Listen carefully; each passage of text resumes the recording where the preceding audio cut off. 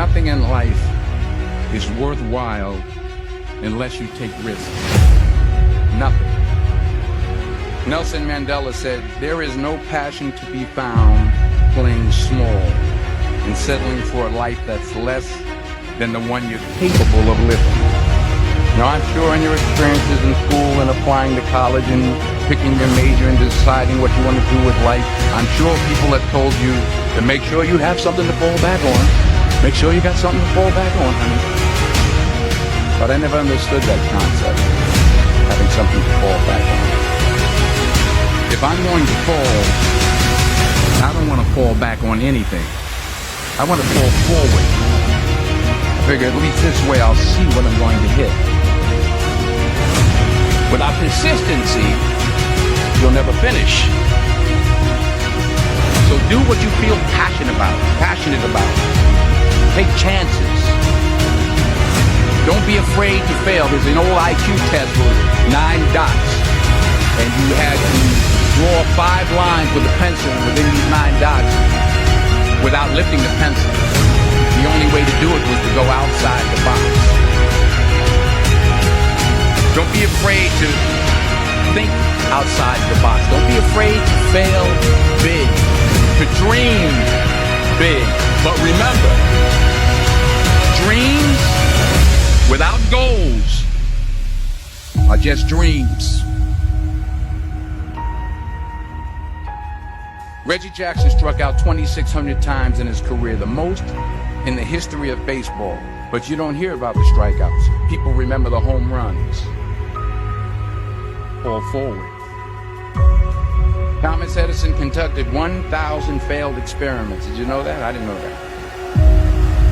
Because the 1,001st was the light bulb. Fall forward. Every failed experiment is one step closer to success. You've got to take risks, and I'm sure you've probably heard that before, but I want to talk to you about why that's so important. You will fail at some point in your life, except you will lose. You will embarrass yourself. You will suck at something. There's no doubt about it.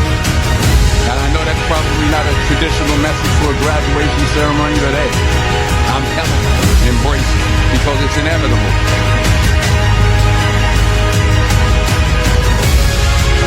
In the acting business, you fail all the time. Early on in my career, I auditioned for a part in a Broadway musical. Perfect role for me, I thought, except for the fact that I can't sing. I didn't get the job. But here's the thing. I didn't quit. I didn't fall back. I walked out of there to prepare for the next audition, and the next audition, and the next audition. I prayed. I prayed. And I prayed. But I continued to fail. And fail. And fail. But it didn't matter, because you know what?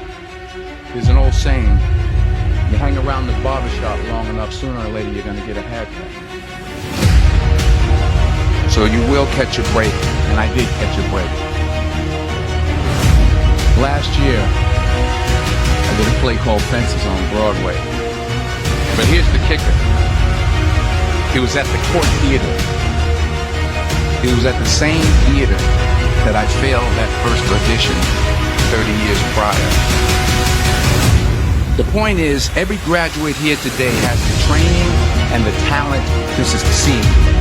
But do you have the guts to fail? If you don't fail, you're not even trying. I'll say it again. If you don't fail, you're not even trying. To get something you never had, you have to do something you never did.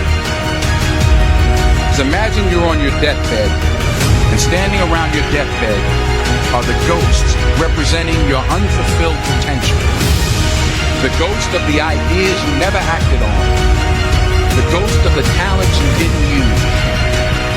And they're standing around your bed, angry, disappointed, and upset. They say we came to you because you could have brought us to life, they say. And now we have to go to the grave together. So I ask you today, how many ghosts are going to be around your bed when your time comes?